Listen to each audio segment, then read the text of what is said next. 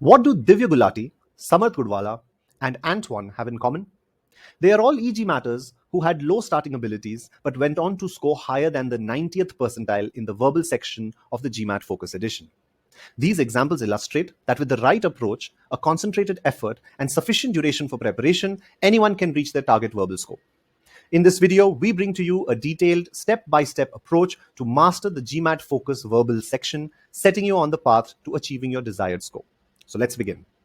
The very first step of your journey is to understand exactly where you stand right now. Knowing your starting abilities right at the subsectional level is essential for several reasons. First, it helps you determine the gap between your current and target abilities, and consequently, how much time you might need to invest in order to reach your target score. Second, it pinpoints the specific areas you need to focus on during your studies.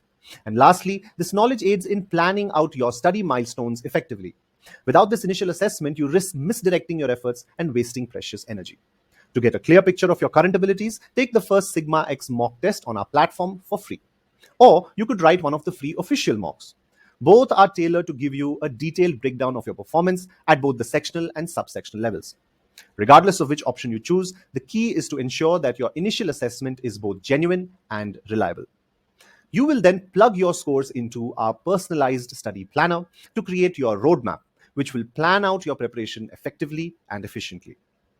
Understanding your starting point is more than just a first step. It is a strategic move that sets the foundation for your entire prep journey. Now, the second step is to allocate enough time to your preparation. A common mistake in GMAT preparation is setting unrealistic timelines for improvement.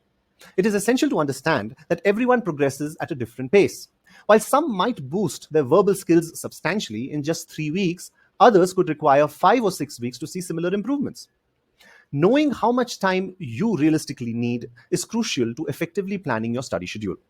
For instance, if you're starting around the 30th percentile, you're likely to need about 100 hours of dedicated study, of which 60 hours would go into learning concepts and building foundational skills, and 40 hours into mastering the application of these skills. On the other hand, if you're starting around the 50th percentile, a total of 75 to 80 hours should suffice, with an equal division between learning new concepts and skills and mastering their application. However, if you're starting at the 70th or 85th percentile, expect to spend about 40 to 15 hours respectively, with the majority of this time, around 70% or higher, focused on refining test-taking abilities and the remaining on reinforcing concepts. Understanding and accepting your starting point helps you set a practical study plan. It's not just about the total hours. It is also about how you use those hours to target specific areas of improvement. The third step is to focus on building the crucial skills needed to excel in the verbal section of the GMAT Focus Edition. Whether you're just starting out or looking to polish your skills, this phase is key to deepening your understanding and boosting your score. Effective skill building involves focusing on one skill at a time, allowing for thorough understanding and mastery. This approach ensures that you build a solid foundation crucial for tackling the more complex aspects of the GMAT verbal section. The first skill to master is comprehension. This involves understanding text deeply, starting right from the meanings of keywords like some, all, and none, gradually progressing to dissecting phrases, clauses, and sentences, and then connecting ideas across multiple statements. Employing techniques such as strategic pausing to enhance your reading and visualization to aid retention helps you identify the logical flow of ideas and the main point of passages with ease and precision. The second skill to enhance is your ability to draw inferences. Understanding the underlying intent of the author and interpreting meanings that aren't explicitly stated are skills that require practice and keen insight. This skill involves analyzing text from multiple perspectives, recognizing subtle changes, and verifying whether those alterations affect the implied meaning. The third key skill is pre-thinking. This skill involves critically analyzing arguments and then identifying the assumptions that underpin arguments without the need to look at answer choices. Being able to think critically simplifies the process of eliminating incorrect answer choices and maximizes accuracy. Building these skills methodically not only enhances your comprehension, but also equips you to tackle higher order reasoning tasks effectively. The fourth step is to track your improvement. Monitoring your progress is vital for adapting your study strategy in real time. Continuous tracking is essential, especially if you're starting from a lower percentile. It is important not to wait until after 100 hours of study to gauge your progress. Instead, you should be checking in regularly to make necessary adjustments as you go. The EGMAT platform offers sophisticated tools that allow you to monitor your improvements in increments as small as every 30 minutes. This frequent assessment provides personalized feedback, helping you understand precisely where your strengths and weaknesses lie. For instance, the journey view of your course progress involves being assigned grades on learning activities. This serves as immediate feedback on your comprehension and application of individual concepts. This immediate response lets you know early on whether you need to revisit or reinforce certain topics, making your study process 3 times more efficient. Similarly, even in stage 2 cementing, it is important to track your performance.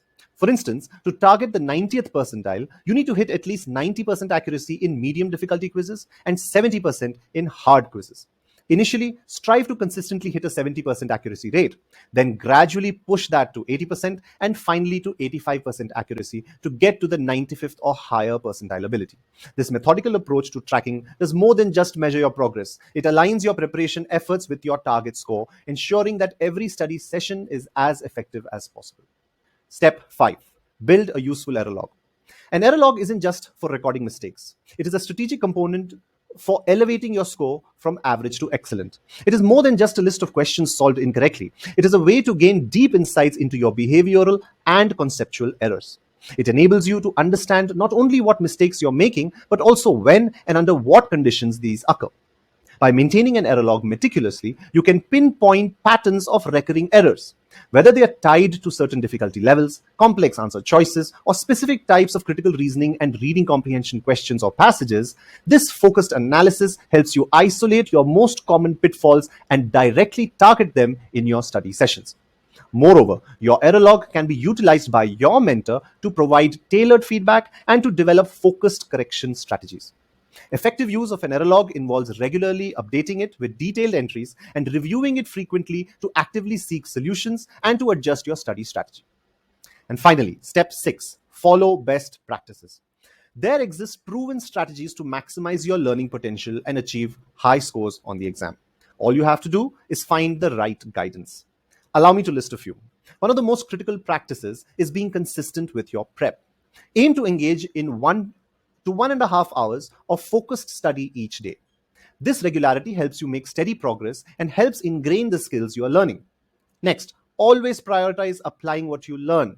While understanding theoretical concepts is important, the true test of your preparation comes when you apply these concepts in practice questions and mock tests. This not only cements your learning, but also significantly enhances your test-taking skills.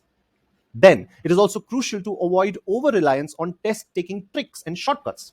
While they may seem helpful at first, these methods can be unreliable and may lead to mistakes. For instance, assuming that extreme answer choices are always incorrect, or only reading the first and the last lines of paragraphs to tackle entire RC passages, are strategies that can ultimately compromise your understanding and lower your accuracy. Instead of looking for shortcuts, focus on building robust reading and reasoning skills. These skills are universally applicable across all types of questions and passages on the GMAT, providing you with a reliable foundation for high performance. These and many other best practices ensure that your preparation is both effective and efficient, allowing you to target and predict your final score with a high degree of certainty. Thank you for joining us in this detailed presentation on how to excel in the GMAT verbal section.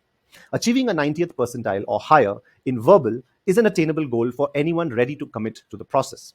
This includes adhering to a systematic approach, starting with a clear assessment of your initial skills, dedicating sufficient time to study, building and enhancing essential verbal skills, rigorously tracking your progress, and continuously refining your techniques. Inspirational stories from learners like Divya, Antoine, and Samarth have shown us that with the right mindset, adequate preparation, and relentless dedication, substantial improvement is not just possible, it's guaranteed.